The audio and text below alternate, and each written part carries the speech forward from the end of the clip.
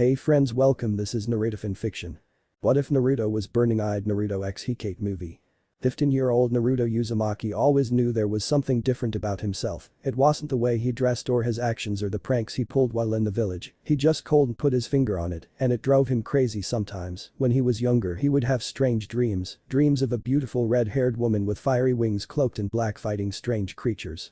Whenever he told the third Hokage, Sarutobi, about these dreams, he would get nervous and always change the subject. Naruto thought it was strange, but what was even stranger was the old man had several Anbu watching him at all times after the first meeting. When he was 6, he wanted to enter the academy like all the other children his age. Sarutobi allowed him to do so, but shortly after ninjutsu training and chakra control exercises were removed from the academy lessons, and the graduating age was moved up to 15 after his first year. Despite this, Naruto was quite advanced at his age. Being able to walk up walls and over water was really impressive. However, he was never taught anything by the instructors. He had learned quite early that the teachers were not going to teach him anything and would try constantly to sabotage his lessons, so he taught himself by watching others in the village. Smiling softly, he held out his hand and watched with a childlike joy as reddish flames erupted from the palm of his hand and danced around his arm. This was one of unique secrets. He had the ability to create and control this strange colored fire. He had trained himself to use them since he was 7, but never allowed the Anbu or the instructors to see him using it.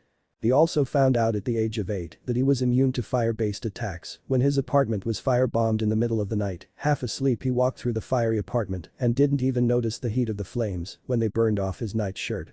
He never told anyone of these abilities. He felt he would become a target by the village council, much like his rival Sasuke Uchiha. Ever since his whole clan had been killed, the council met every week to try and get him to be married into one of the major clans, and every week Sasuke refused.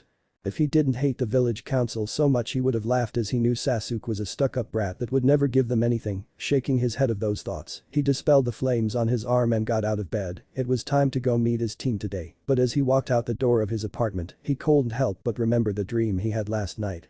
The dream of a beautiful woman with flaming red hair and blazing eyes.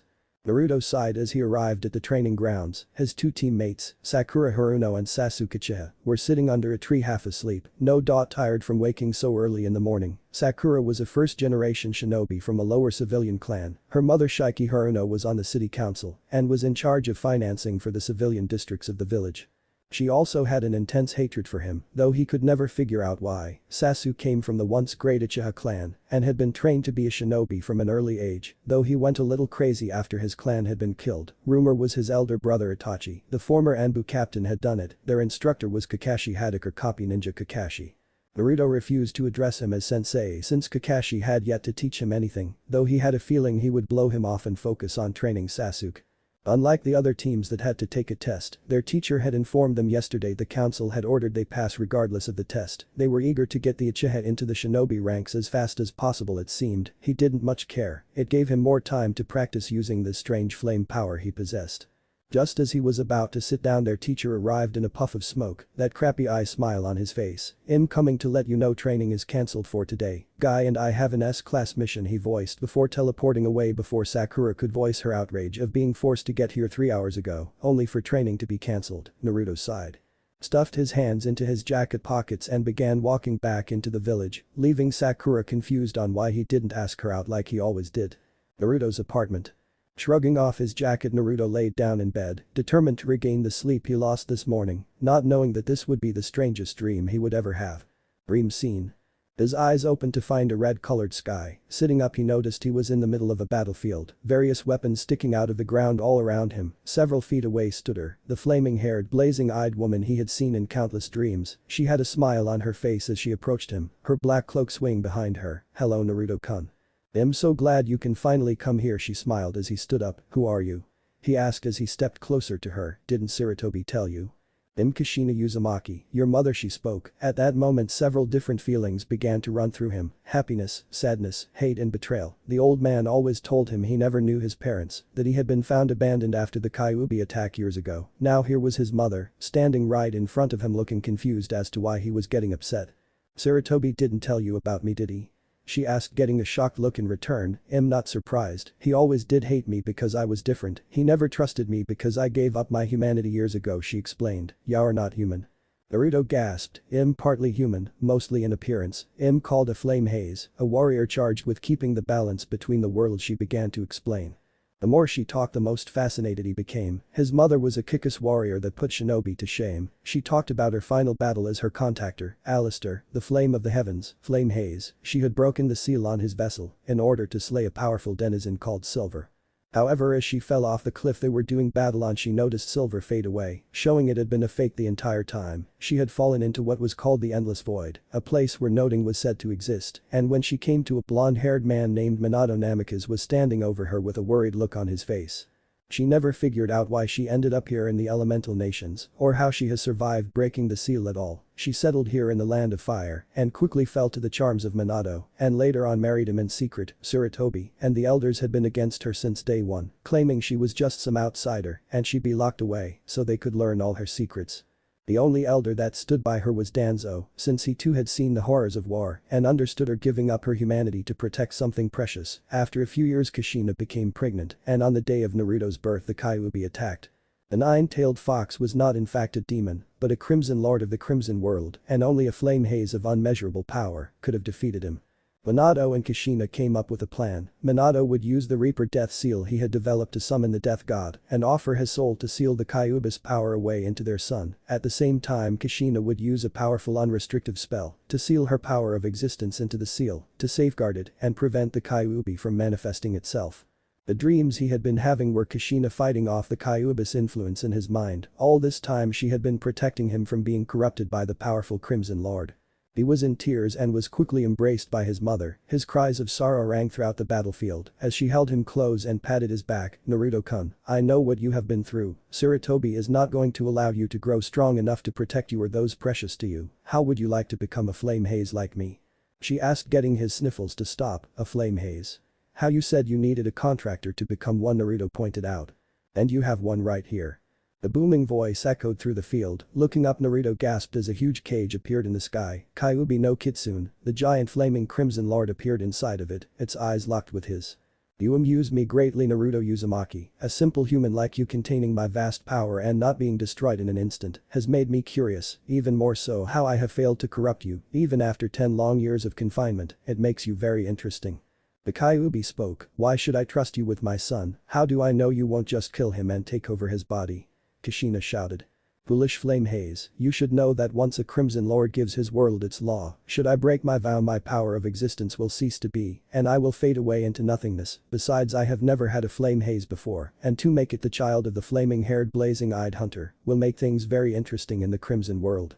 The fox smiled, showing off his gleaming teeth. Let me do it, mom. I need to get stronger, and this may be the only way to do it, Naruto voiced, his tone full of conviction. Part of a child's life is making decisions and living with choices they make. If you do this, I will support you and train you in your powers, but you will have to flee the village as soon as the transformation ends.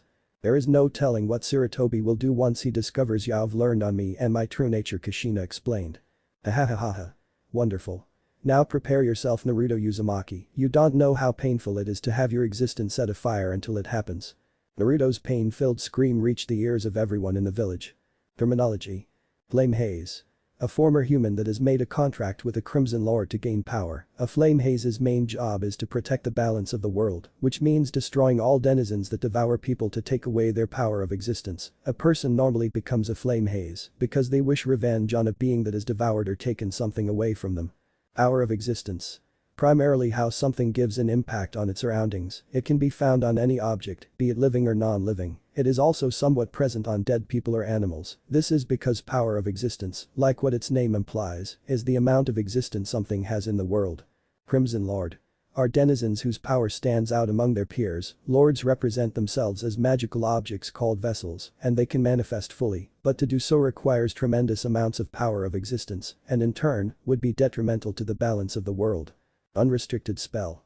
Is the general term used for powerful magic spells in which power of existence is consumed. Spells classified under this term can be used for any purpose, and sometimes requires time and/or an incantation for it to activate, to quote Maraham's remark about power of unrestraint.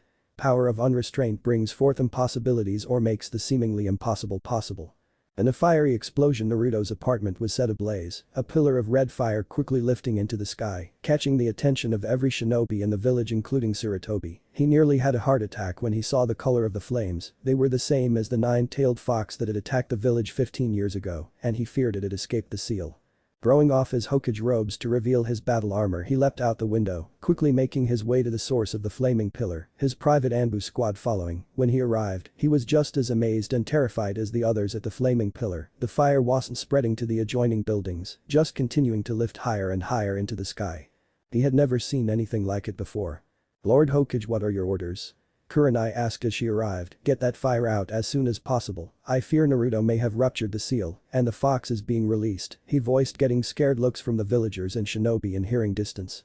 "You're partially right, old man." The voice caught them off guard. They watched in amazement as a figure stepped through the fire, long spiky red hair that seemed to glow, amber-colored eyes that seemed to be aflame, a black cloth-like trench coat jacket covered his form. Sarutobi really did have a heart attack then. It was Naruto, and he looked just like Kushina. "You fucking bastard. Lying to me for years and trying to prevent me from becoming strong. Did you really fear me and mother that much, you prick?" Naruto's voice rang out as he fully stepped out of the fire, revealing his changed form to everyone. "What is his talking about, Lord Hokage? You told us his parents abandoned him after the Kyuubi attack for being chosen as the vessel." Kurenai asked, getting a glare from Sarutobi and another from Naruto. "So he lied to all of you too. My parents never abandoned me, they chose me to be the vessel to save this fucking village. The old man hated my mother, so it's no surprise he would lie his ass off to you all. Anything to say for yourself, you prick, before I kick your ass. Your mother didn't belong here, she was an outsider that managed to sink her teeth into my successor and made him love her. I should have had you killed after the attack, but Danzo prevented me, threatening civil war. To me you're nothing but a demon." Sarutobi shouted, only to get cut off as a flaming fist slammed into his gut. "Even now you can't be convinced of my mother's good intentions. I truly feel sorry for you." The Hokage was wheezing at this point. It felt like he just got punched by Tsunade, and the fact he had second-degree burns where he got hit wasn't helping. The Anbu, seeing their Hokage just be assaulted, leapt into action, brandishing their Kanata and kunai as they leapt at the fiery teen. "Hanu no Aster," Naruto spoke as he raised his hand. Hundreds of tiny red flaming bolts of energy erupted from his hand, striking the Anbu multiple times and sending them crashing to the ground. He turned back to Sarutobi to notice he was no longer there. He was being taken away by two other Anbu towards the Hokage tower, so in other words he was fleeing like a coward. Naruto made an attempt to follow, but found his path blocked by dozens of shinobi. "You can't win this, Naruto-kun. You aren't used to your new powers yet and haven't been trained. The best course of action would be to flee and try another day," his mother spoke in his mind. Naruto sighed as giant flaming red angel wings sprung from his back, giving him the appearance of a flaming angel as his clumsily took to the sky.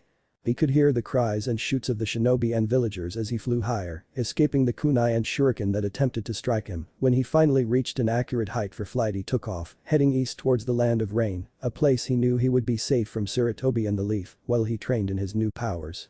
Not knowing that he would soon be meeting the greatest threat to his existence, a man, no, a god named Pain. "Hidden Leaf Village. You lied to us, Sarutobi.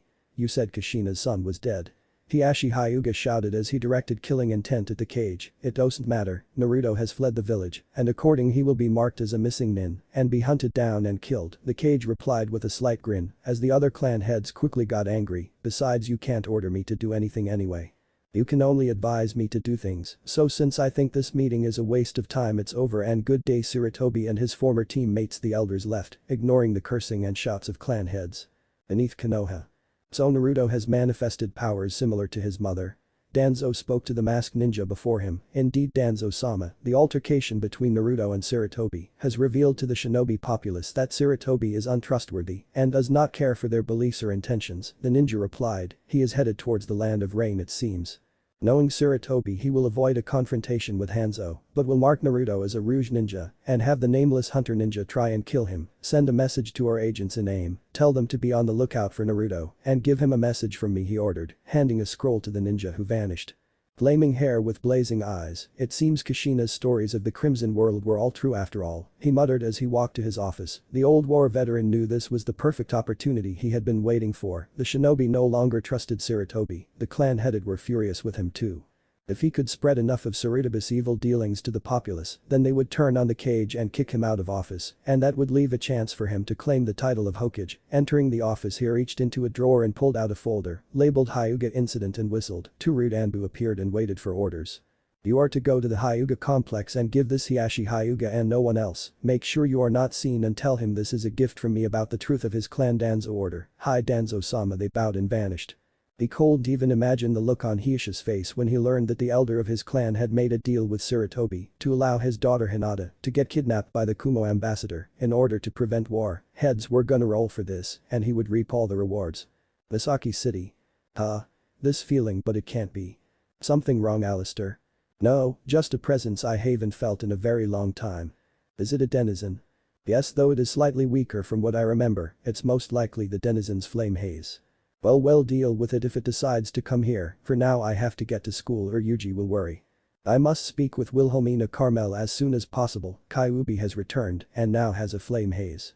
Alistair's voice spoke inwardly as Shauna took off down the street towards Yuji's house. Many things had occurred after Naruto's escape from the Hidden Leaf. Hiashi had learned that the Hokage had made a deal with the Raikage and the Hyuga clan elders 11 years ago. The elders agreed to give Hinata to Kumo, with the cage bird seal applied of course. In exchange for Hinata, the Raikage would not go to war with Konoha as long as Sarutobi was Hokage, who without a successor would be for a very long time. However, after interrogating the elders, he found out that Kumo had betrayed the deal and had kidnapped the young heiress before the seal could be applied, only to be struck down by Hiashi as he attempted to escape the compound that night. Hiashi was furious and warned the other clan heads of Sarutobi's actions. The resulting chaos led to an admitted withdrawal of all clan members from the shinobi ranks, except for Sasuke Uchiha and Sakura Haruno, who did not have anyone to withdraw them. Hinata, Niji, Ino, Shikamaru, Kiba, and Choji began private training with their clans and the other clans in order to ensure friendship and to make sure they were strong enough to defend themselves should the Hokage try anything. Danzo and his private teachers had been a godsend during this time as he agreed not to put their children through the emotion training all his root Anbu received at a young age. The village itself had not changed much despite the lack of clan members in the ranks. However, several hundred AS ranked missions were given to Suna due to the influx of shinobi and Konoha needed to complete them.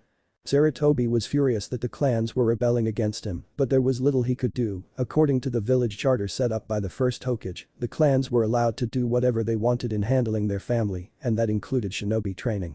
Thus he struck back by heavily taxing the clans to make up for the lost funds the village was losing, and it would continue until all clan members re-enrolled in the village ranks. While this was going on, Danzo and his root force had been silently tracking Naruto and discovered he had set up base inside the border between Hidden Rain and Hidden Grass and was currently still training in his powers.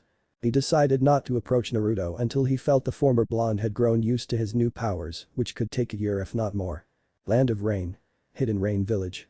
Pain looked out over the balcony on his home. A lot had changed during the past 6 months. 5 months ago he was still battling against Hanzo and his forces when rumors of a fiery angel began to spread. It started from a young child who had been living in a house that had been bombed by Hanzo during a battle. The girl claimed a man with flaming red hair and amber-colored eyes burst into the burning house. He picked her up and took her safely outside. Then angel wings of fire erupted from his back and he flew away, leaving the girl to be found by one of the rebel patrols. Since that day more reports of the supposed angel had been heard by the rebels, rumors of a flaming-haired, blazing-eyed angel that fought against several of Hasno's elite squads before reducing them to ashes. Pain closed his eyes. It was because of this so-called angel that he had managed to defeat Hanzo. Danzo had managed to kidnap Konan and was threatened to kill her just like he did Yuhiko. When the flame-haired angel struck, he cleanly cut off one of Hanzo's arms before escaping with Konan, allowing Pain to strike with all 6 of his paths. After the battle was over and Hanzo lay dead, Konan and the angel returned to the battlefield. After long talks, Pain learned the angel was Naruto Uzumaki, the vessel of the nine-tailed fox, and he had formed a contract with said fox to become what he was today. Naruto explained the fox was not in fact a demon, that it didn't have chakra, and he explained about the Crimson World. Naruto agreed to remain here in Hidden Rain, under the protection of Pain and his loyal forces. The young man was a godsend in keeping the village safe as his powers matured. It was during this time Pain told him of his new shinobi group, the Akatsuki, and their goal for world peace. According to the Kyuubi, all the other tailed beasts in this world were also crimson denizens, and their being here upset the balance of the world. By capturing these beasts, the balance would be corrected, but there was a problem. Mere humans could not hope to do battle with crimson denizens, even humans as powerful as Pain. Thus Kyuubi developed 10 special rings that were treasures of the Crimson World. These rings would allow Pain and his Akatsuki to seal away the denizens into another treasure called the Jito Meizo, a prison for denizens of the Crimson World. Using these treasures, the Akatsuki could then use the power of existence in the prison for their own purposes to bring peace to this world. Now they were close to making the Akatsuki a reality in terms of membership. Already they had Zetsu of Hidden Grass, Kisame of Hidden Mist, Kakuzu the Hunter, Sasori of the Red Sands, and of course himself and Conan. Recently Orochimaru of the Hidden Leaf joined, and when he met Naruto, well, things got a little heated for a while. Orochimaru couldn't believe the kind-hearted old man could be so evil, as he had never shown such intentions even during the war. However, after reading reports from his spies in the village, he couldn't help but change his views on the old man. Now he really wanted to kill him. Orochimaru himself wasn't evil. His ambitions were, but he himself wasn't. He would have never done such things to a child. Hell, the only reason he abandoned Anko was because they had been caught off guard and he was forced to escape without her. When he went back later to take her from the village, she had changed, rambling about him being a traitor and a madman. He could only think Sarutobi had something done to her memories of their time together. Naruto's treatment only seemed to prove his theory on the subject. Now he was more determined to get his apprentice back. Naruto himself couldn't join the Akatsuki, having the Kyuubi in him put him at risk whenever the Jito Meizo was activated, so for now Naruto would handle finding the general locations of the other tailed beasts. Sasori and Orochimaru would gather information with their spy networks, and Kakuzu would handle the funding for their group. Currently Naruto was with Orochimaru heading towards the hidden waterfall village, where Kyuubi had detected a huge concentration of power of existence. It was highly likely a tailed beast was there or had been there recently. Konoha. Lord Hokage, it seems Itachi Uchiha has been spotted moving towards the land of rain, one of loyal Anbu voiced before vanishing. Sarutobi sighed. It had been years since he ordered the Uchiha clan to be killed. The seal he had placed on Itachi to force him to do the deed had been a big help. However, he didn't expect him to live long after placing his younger brother in a genjutsu that would make him loyal to village. Itachi had been saved due to the seal failing right before he was to be killed. Itachi had managed to overpower the seal through sheer force of will and escape Konoha before his Anbu could take him out. Now with Itachi on the loose and the horrible things Sarutobi did coming to light, the old man couldn't take any risks of more info being leaked. Silencing Itachi would be a real positive step in the right direction. By taking him captive and executing him in front of the village would really boost his reputation. I order all hunter ninja to pursue Itachi Uchiha, capture alive and return him to the village for public execution. He ordered. Isekai City. Okay, what's wrong, Alistair? Yeah, I've been acting weird for a while now, Shauna asked as she bit into her melon bread. I have been sensing a familiar denizen for a while now. At first it was weak, but now it's much stronger than before. The ancient Crimson Lord replied from the pendant. Is it getting closer to the city? Why haven't I sensed it yet if it's that much closer? She asked, confused. I never said it was getting closer, only more powerful. It is a great distance from our present location, most likely beyond the veil where the elemental nations lie. He explained to his flame haze. But the elemental nations are on the other side of the world. If you can sense it that far, it must truly be powerful. Shauna exclaimed, nearly dropping her precious melon bread in the process. Yes, this is why you must be ready. I fear there is a chance this denizen will leave the veil and seek me out along with Yuji, who possessed the Midnight Lost Child.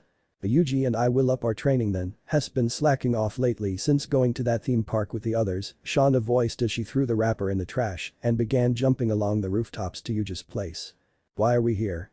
I don't like to be kept waiting, came the gruff-sounding voice of a hunched-over man cloaked in a black cloak with red clouds. Patience Sasori. We are merely waiting for our newest member. Pain's Diva Path spoke as they watched the entrance to the church they were currently standing in. It must be someone with a large bounty for you to require my presence, Kakuzu voiced. Just as Kisame was about to speak, the heavy wooden doors of the church opened and in walked a young raven-haired teen. He wore the standard grey body armor of the Konoha Anbu and had a slashed hidden leaf headband on his head. Uchiha Itachi Orochimaru smiled as his eyes locked with those of the Sharingan. We have a problem. The voice caught everyone's attention. From a broken-out window of the ceiling came Naruto, his flaming wings vanishing as he touched down in front of the Akatsuki members. Several squads of Anbu have been sighted moving in on this location. It seems they have been tracking Itachi-san since he crossed the border, regardless of the fact they are not allowed to, Naruto voiced. I see, then I believe we should allow you and Itachi to deal with them. I cannot afford to allow Konoha to learn of the Akatsuki's existence. Yet Pain spoke as he teleported away, as did the other members of the group. Naruto sighed as he turned to the teenage Uchiha that seemed to be analyzing him. Don't hesitate in using your fire jutsu. I am immune to all flames in any form, so don't hold back. I assure you I can hold my own quite well, Naruto spoke as he turned to the doors as many Anbu members flooded inside. Naruto Uzumaki, Itachi Uchiha, you are hereby ordered to surrender and be taken back to Konoha for crimes against the village, one of Anbu spoke. I don't think so. Let's see what happens when the Anbu of Konoha go against the son of the flaming-haired, blazing-eyed hunter. Naruto smirked as strange glyphs began to glow on the back of his hands. Kishiden.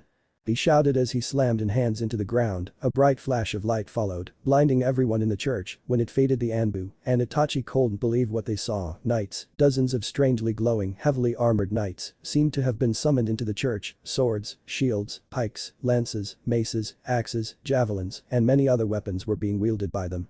Attack.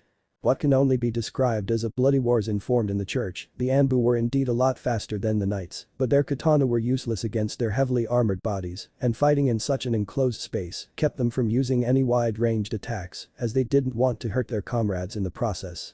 The Anbu that did manage to get past the knights were quickly killed by either Itachi or Naruto, as the two seemed to be an almost perfect tag team in the art of Taijutsu and flaming ninjutsu. After an hour, all of the Anbu lay dead, or a little more than half of Naruto's knights had been defeated. Naruto himself was worn out. Summoning the knights had used a large amount of his power, and he didn't have the control yet to use it properly without becoming tired. As such, Itachi had to carry him by the shoulder as they left further into hidden rain. What they didn't know was a member of Anbu Root had been watching the battle and had recorded everything to show to Danzo. Konoha, Hokage Tower. Tsurutobi was pissed. No, pissed was an understatement. 6 squads, 6 fucking elite squads of Anbu killed. It was only when he heard that Naruto was involved did he truly lose his temper, trashing his office, slightly scaring the Anbu stationed there to ensure his safety. The nerve of having Naruto, a genin that had been deemed a dead last and a weakling only 6 months ago, now slaughtering squads of Anbu, was ridiculous. He had been told by the elders that absolutely everything short of putting seals on Naruto had been down to ensure he would never grow strong. They had paid off merchants to either not sell or triple their prices when selling to the boy. Instructors told not to teach or interrupt his learning any way possible. Anbu told to alert him the moment Naruto showed any sizes of growth in skill or power, and yet despite all these safeguards, Naruto had grown so powerful outside the village so soon. The elders were greatly considered. Now that Itachi had seemingly joined up with Naruto, it was highly likely the Uchiha had informed him of the changes in the village. Things were very hectic at the moment now thanks to Tsurutobi, and the elders blamed him for the unrest in the village. The shinobi didn't trust him, the clans despised him. Danzo was gaining power, and the civilians still thought him their greatest Hokage next to the 4th. Just yesterday he had proposed a new seal which he called the loyalty seal to the council. It would be placed on every shinobi in the village to ensure they were not traitors to the village and would activate the moment any of them betrayed the village. However, when Danzo said this seal looked very similar to the one used of Yujito Nai, the vessel of the two-tailed cat, it was rejected by everyone. It was well known that the seal on Yujito could be used to make her follow any command the Raikage wished, though he had never used it on her to their knowledge. How Danzo had knew what the seal looked like he can only hazard to guess. It had originally been his plan to place it on Naruto to keep him under control, but Naruto had escaped the night before he planned to place the seal on him in secret. He was only grateful that both Jiraiya and Tsunade had not learned of all that had transpired in the village these past months. With the loss of the clan forces, the Uchiha, Orochimaru, and now Naruto, he couldn't afford to take any more hits. Isekai City. At the school they had gathered in Yuji's classroom, Shauna, Yuji, Alistair, Marjorie Daw and Wilhelmina, to listen to the news the maid outfit-wearing warrior had brought. It is true, Kyuubi the nine-tailed fox lord is indeed returned to this realm, she spoke softly, getting tense reactions from Shauna and Marjorie. This is grave news. If Kyuubi manages to fully manifest itself in this world, then all we know will cease to be. Alistair spoke. I've only heard bits and pieces of Kyuubi, just who is he? Shauna asked. Listen up, kid, it's time for a little history lesson, Marjorie said as she took a seat on the windowsill. 500 years ago there was a great war in the Crimson World. There were several dozen factions fighting to gain control of all the special treasures born from the many denizens that created them. Among the factions were a special group of powerful Crimson Lords called the Nine. They were 9 Crimson Lords that manifested themselves in the forms of animals similar to animals of this world. The 9 lords of this group were the Ichibi, Nibi, Sanbi, Yanbi, Gobi, Rikubi, Nanabi, Hachibi, and Kyuubi, with Ichibi being the weakest and Kyuubi the strongest. Marjorie explained. They were considered to be the most powerful denizens to ever exist, even I would fall before them should I attempt to take them on in battle, Alistair voiced. However, over time the other factions began to realize the major threat the Nine posed if they ever decided to fight for control of the Crimson World, and thus devised a plan to keep that from happening. They used several different powerful spells to strip away their powers and then sealed their powerless souls away into the bodies of normal humans. They believed once those humans died they would take their prisoner with them and thus finally kill off each of the 9 one at a time, Marjorie continued. However, what happened instead was these humans all happened to live beyond the veil where the elemental nations lay. The warriors of the nations, shinobi, created sealing techniques to extract the souls of the Crimson Lords and then reseal them into newly born children in order to ensure the lords lived. But over time they came to call these lords demons or chakra beasts and viewed them as powerful weapons to wage war with. Now all of the lord's vessels are treated as demons, and this constant treatment nearly always results in the vessel taking its own life, allowing the lord inside of it to be released, only to be resealed again by shinobi, seeking to use it as a weapon. Alistair finished. If the lords are just resealed again, then why are you getting so tense? Wouldn't these shinobi just find Kyuubi and capture it again? Yuji asked. Indeed, however, what has occurred is Kyuubi has manifested itself enough to form a contract with a human, most likely whoever he was sealed into. Now the Kyuubi's flame haze has been growing in strength, and it will only be a matter of time before it can use the Kyuubi's full power in battle, Alistair replied. It's the same with me and Alistair. I am his vessel and can use the vast power his has in my battles. If I ever call upon his full strength, then I would cease to exist and he would have to find another vessel to inhabit, Shauna explained to Yuji, who could only nod his understanding. The appearance of a flame haze for Kyuubi is indeed disturbing, but it's who the flame haze is what's more surprising. The signature of the flame haze is quite similar to Kushina, Alistair's first flame haze. Before Shauna Wilhelmina voiced getting a gasp from Shauna and a curious look from Marjorie, Kushina vanished after the denizen known as Silver attacked a meeting site for flame hazes.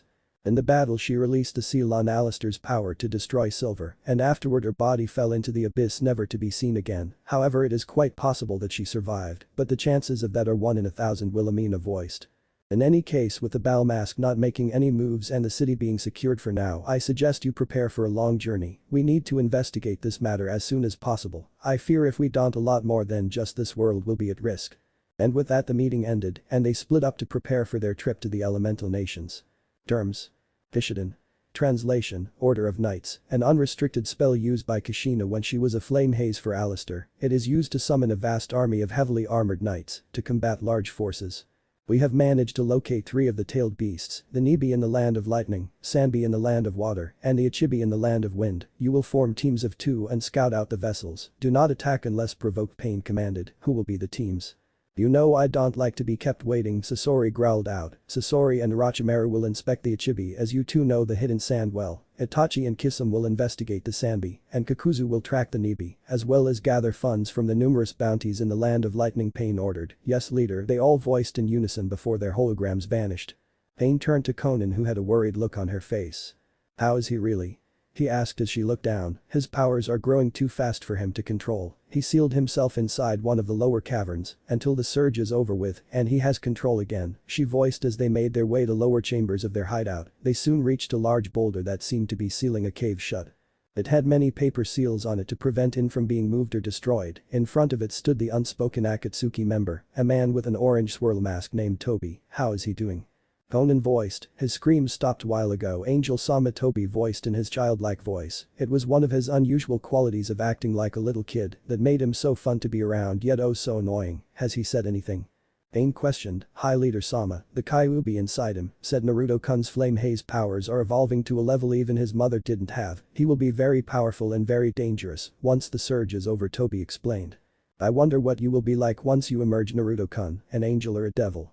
Pain, the god of aim, spoke as he and Conan left the sealed chamber. Konoha.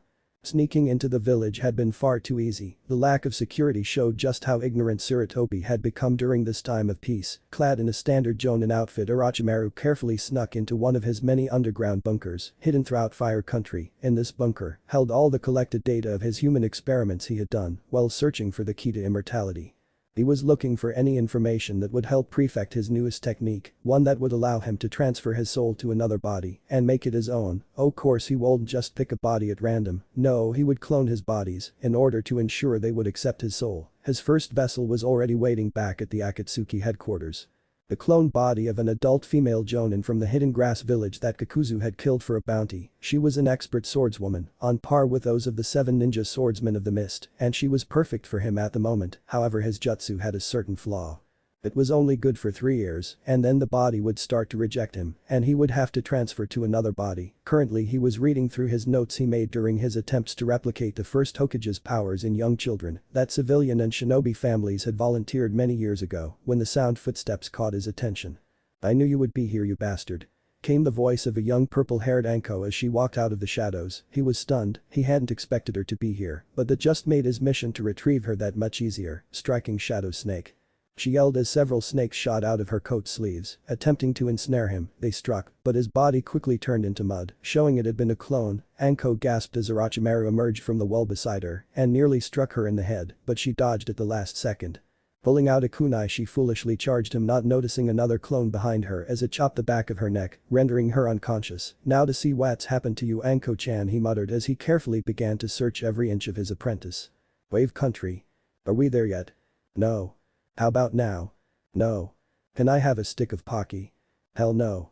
Yikes, calm down Itachi, it's just stick candy. Shut up, kiss him, it's my coping mechanism. The two Akatsuki members were soaked, pissed and in Itachi's case annoyed at their current situation. Thanks to Itachi's obsession with Pocky, they had missed a ferry across the river and thus they had to walk across it and waste precious chakra. Normally this wouldn't bother them, but Itachi was low on Pocky and without his coping snack was making him very angry, though you couldn't tell, thanks to his years of shinobi training. They were currently on a mission to find info on a local tyrant by the name of Gato, who had taken over the shipping industry, but they also had another mission. To look into the Raikage's slavery trade that was going on here. Rumor was he had entrusted Yujito Nai, the vessel of the Nibi, to making sure all the shipments were taken care of. Locating the vessel wouldn't be a problem, thanks to the special rings they wore. The problem was approaching her and not alerting the many thugs Gato had hired to do his dirty work. This sucks. Shut up, kiss him, or I won't buy you any pudding snacks when we get there. They'll be quiet. Soon enough it reached land only to be surrounded by 100 mercenaries hired by Gato. "It'll take 100, how many can you handle?" Kisum asked. "About the same, it will be hard if one more shows up," Itachi sighed. "It'll handle that one then," Kisum smirked. "Well, let's get to work, I need a Pocky refill." Water style. Exploding water shockwave. Fire style. Blaze ball. And thus the shore of wave country exploded. Now random Akatsuki moment. Suna. Madara stopped walking and looked to the east, a smile on his face. "What's got you smiling?" Sasori asked in his usual rough voice. "I thought I heard a grand explosion, someone trying to imitate my art," Dadara replied. "True art is eternal, not a fleeting moment," Dadara Sasori huffed. "Oh, but Momsy loves my art," Dadara shot back. "I thought the leader told you not to call him that?" Sasori questioned. "He did, but I like to anyway, it sounds fabulous." Dadara laughed in a high-pitched voice that really creeped Sasori out. "Stop acting gay, Dadara, with all the craziness going on, I may end up talking like one of those crappy pirates on 4Kids One Piece," Sasori cursed as he walked on into the secret entrance to the village. "Sasori don't know a pirate. Like that will ever happen," Dadara sighed. End of random moment. Konoha. Orochimaru couldn't get the horrified look of his face. In the middle of Anko's back was a massive array of seals that controlled her every thought, her every action. There was even one to kill her by causing all her chakra to concentrate and explode in an instant like a bomb. Another altered her memories and tracked her movements while in the village. Even worse, there was a half-assed version of his curse seal on her neck that he had never applied because the death rate was less than 10% and he had deemed it too dangerous to ever use. He quickly set to work, deactivating the seals for the bomb and actions. Next came the thought and memories, and finally the one that acted like a tracer. He couldn't do anything about the curse seal. He would have to get back to headquarters to have the time needed to remove it. Picking her up, he quickly left the bunker, not noticing the rude Anbu watching and recording everything that had happened. Beneath Konoha. So Orochimaru has discovered Sarutobi's work on his apprentice. Danzo smirked at the report. He would make sure it was leaked to the clans about the number of seals and what they did to the victim. With any luck there would be an uprising, and Sarutobi would be dethroned because of this. That he would take his place and become the 5th Hokage and begin bringing Konoha back to its former glory. Then he would seek Naruto out and offer him a true home here in Konoha, the home his mother wanted him to have. That for now, friends, see next part of this story.